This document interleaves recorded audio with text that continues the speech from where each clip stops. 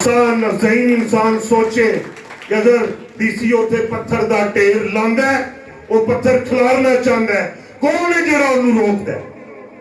लेकिन ये रुकेगा नहीं।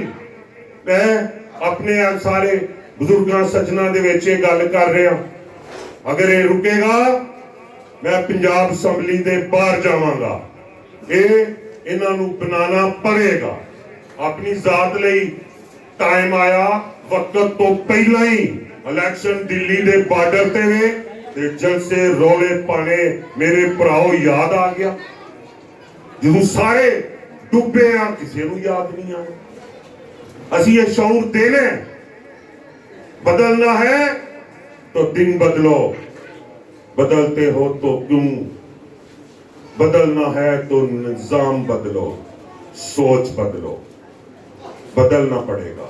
मैनू बड़ी खुशी हुई आज लद्याला वड़ाए खुशी हुई, चाह चढ़ गया चाचा जी। अगले दिन मैं आया, मैनू पता लगा जी ट्रांसफार्मर नहीं लगा तो फलाने महल्ले ने एहतजाज कर लिया। मैं क्या वाह जी वाह, मजा आ गया। कोई गल करना, अपने हक लई डट जाओ, तुहाडा हक तुहाडे घर आएगा। कैसी गल है, कैसी सियासत, कैसा कल्चर है?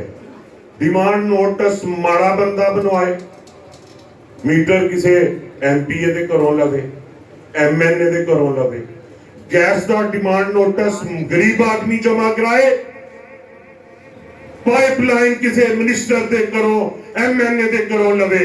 यह निजाम नहीं चलेगा। असी कोशिश करांगे कि इनू बदलीए, जिदा जो हक है उन्होंने तहलीज ते मिले।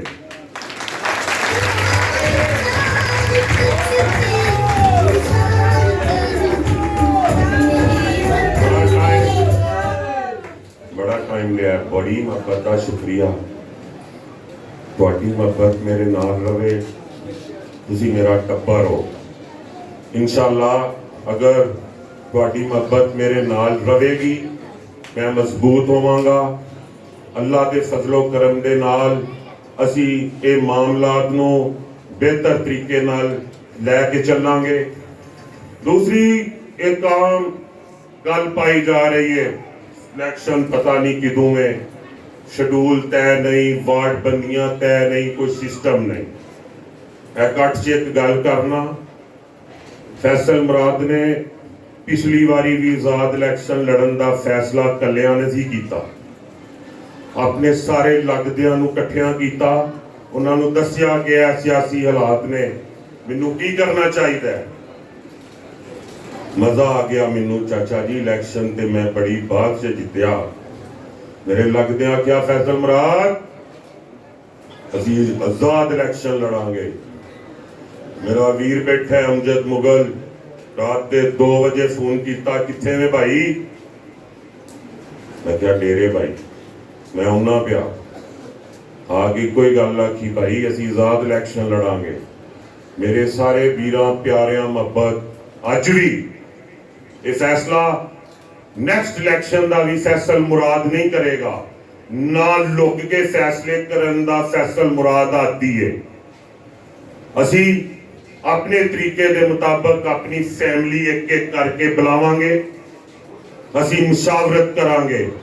सारे मेरे लगदियां मेरा टब्बर, मेरा टब्बर फैसला करेगा कि मैं की करना है।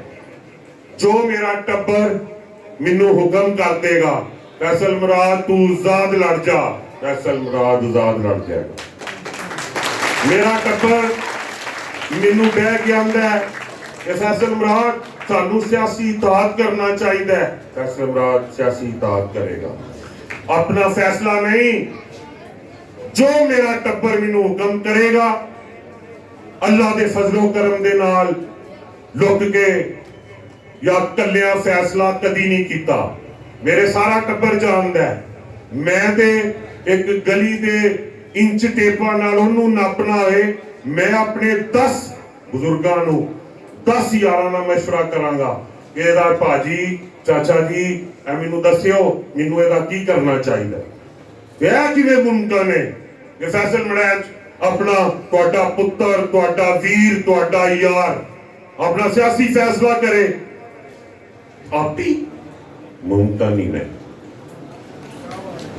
कोई डर नहीं। एक गल आखिरी करना चाहांगा, कोई मेरा वीर भाई अपनी कुर्सी तो नहीं उठे, असी इकट्ठे होए हैं, इकट्ठियां गल कीती है, कुछ इकट्ठियां कोई पानी कोई कुछ है खावा पियांगे, जायो ना अपनी अपनी सीट ते भाई बहो, मेरी जरा तसल्ली हो जाएगी।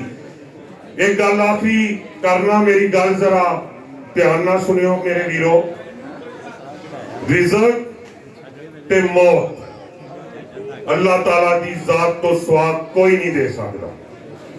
अगर इंसाना के इख्तियार च होए, यकीन कर लो मेरी यह गल का, एक दिन का रिज़्क अगर इंसान ने इंसान नू देना होए, सारे भुखे मर जाए। जो मौत ते रिज़्क का फैसला अल्लाह ताला की जात करने वाली है, कोई डर नहीं, कोई खौफ नहीं।